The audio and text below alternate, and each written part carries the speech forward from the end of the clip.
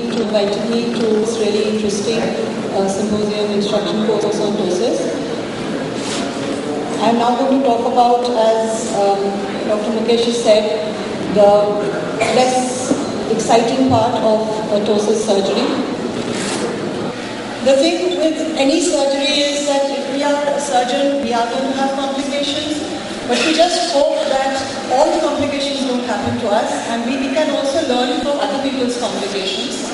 So I'm going to just talk about some of the common complications that do happen, and keep in mind that some of these are actually sequelae, and if we actually do a good preoperative counseling to the patient, we can actually end up with a happier patient.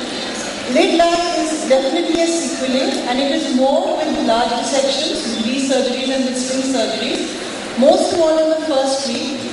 So informing the patient and the relatives, especially the relatives, because I've had a couple of fainting events, when you open the bandage and the child looks down, and the scleral show is quite alarming in the first week, first few days. So if you counsel the patients properly, we don't get, they understand that this is just a part of it. Now, ptosis is a cosmetic surgery. Any kind of functional disability is absolutely unacceptable. So all our surgery has to be geared towards making sure we protect the cornea. The commonest complication is undercorrection. There is overcorrection, notching, a few others which I described, and the most dangerous is exposure keratopathy and dry eye, which we don't want to happen.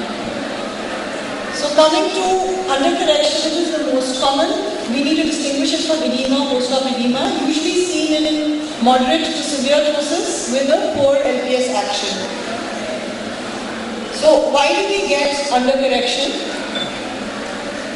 Firstly, it was a wrong choice of procedure. Now this was an acquired ptosis with a history of trauma, and I did a large LPS resection, and there was absolutely no correction.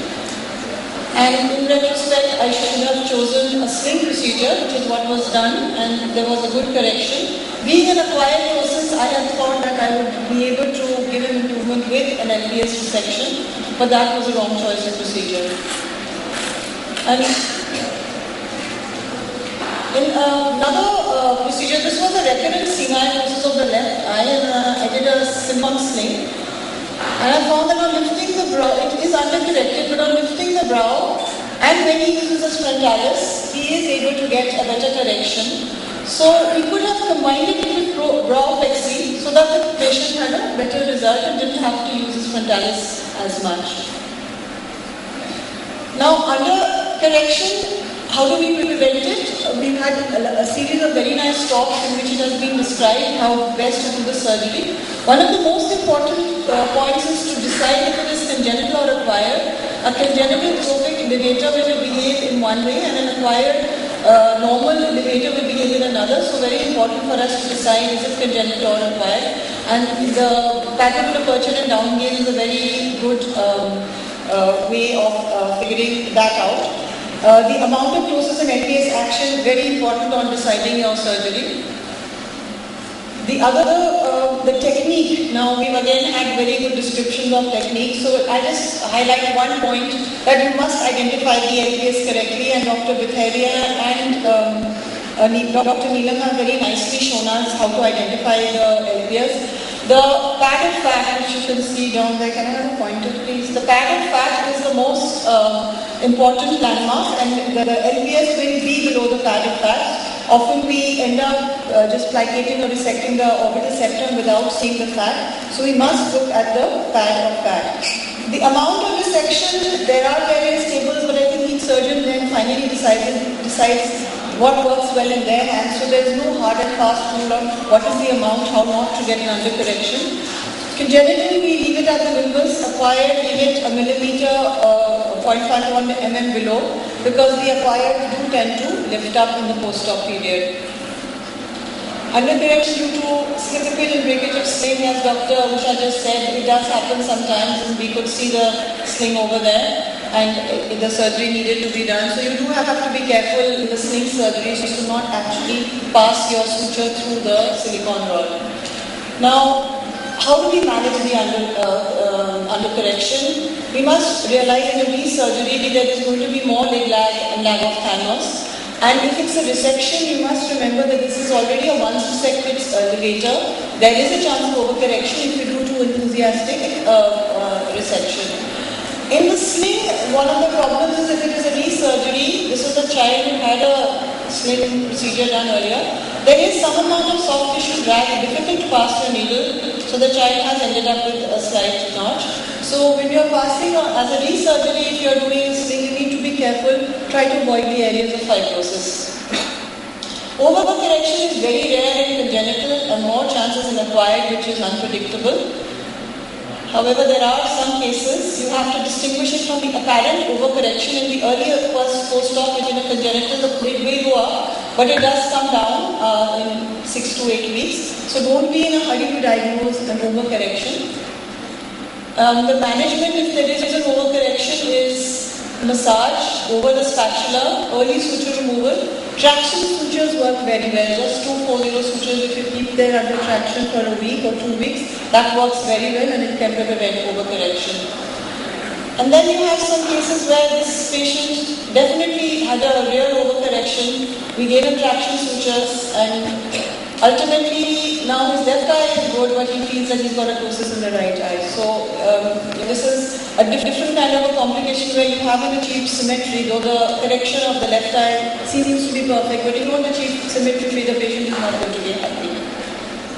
And this is a case which was a young girl. Now, it was a congenital ptosis, but in the down gaze, the papular aperture was not larger than the other eye, and it was probably a congenital apneurotic ptosis. And I did a small LPS resection, and there was this horror story. We did massage, but she still remained very much overcorrected and required a tenotomy, after which she was corrected. I found that some of them actually it's an apneurotic ptosis and probably just need a small plication, don't need a resection or adjustable sutures. Prevention in the acquired cases are most unpredictable, so adjustable sutures is a good way to go. Plication is a reversible procedure, again a good way to go. And keep in mind in some of the congenital cases, it may not be a dystrophic levator but an apneurotic ptosis. Notching and asymmetry is because of the unequal tightening of sutures, and in the sling you need to be close to the lid margin. So if you tie your sutures at the normal distance, you will get a good contour, but if one of the sutures is too long or too short, you are going to get a notch. So you must, especially in levator, you need to tighten your sutures with one throw, look at the contour before you make it tighten finally, because then otherwise it will be irreversible later on. Better to correct it right then if you can. Lid fold abnormalities, again, if you don't follow all the steps, you are going to end up with lid fold abnormalities. What we're looking for, as Dr. Bhattaria said, is a dynamic lid fold. When you look down, it's less prominent. When you look up, it becomes more prominent. So you need to be very careful that you get a dynamic lid fold so that you get symmetry and good cosmesis. Lid fold, how do we prevent it? You mark the lid crease before infiltration and match it to the other eyelid. That's most important. In a sling, we need to be close to the lid margin or we won't get a lift. And in severe ptosis, moderate to severe, we must excise skin muscle. This is our most disastrous complication, so you must cover with lubrication, watch for the bells before surgery. Frost suture, keep it longer if you feel that the patient is not cooperative and will not put the drops. They must be told to avoid drafts, squeezing exercises in case it's seeming to be over. And this is a patient with a poor bell, with lack of thanos, and had a very, we simply cannot allow this to happen to our patients. Conjunctival prolapse is a complication which is not very common. It can just be excised. Sometimes in very large resections you might get it, and if you excise it, the patient does well. Now the complications of sling surgery, Dr. Usha has already talked about. Most of it is because of using the older sling materials. Fascia lata and silicone sling are definitely far superior. The knots have to be buried, and sometimes some people prefer to anchor the knots. I don't always feel that's necessary. But burying the knots is very, very important. You must make a tunnel and bury the knots because especially the silicone sling, they can extrude. This is just one case that we had. She just had repeated extrusion of the knot. I shortened the knot. I cut, put them into the tunnel. but she just kept having extrusion. So I actually made another incision on the side in healthy skin and buried the knot over there, and the patient did well. So sometimes you have to be a little more imaginative if the patient is just not responding.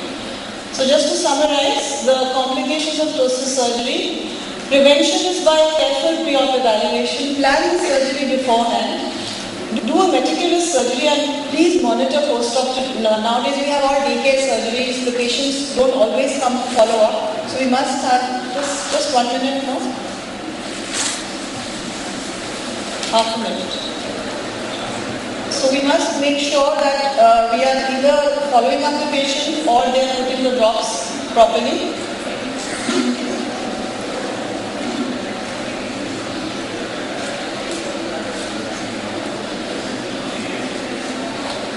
And to manage, you must assess your patient carefully. At all times, cornea has to be kept protected. If you need to make a capsulorrhaphy, a traction suture, whatever it takes, the cornea has to be protected. And be brave, go in and repair. If you go in time, you can always fix any of the complications. Thank you.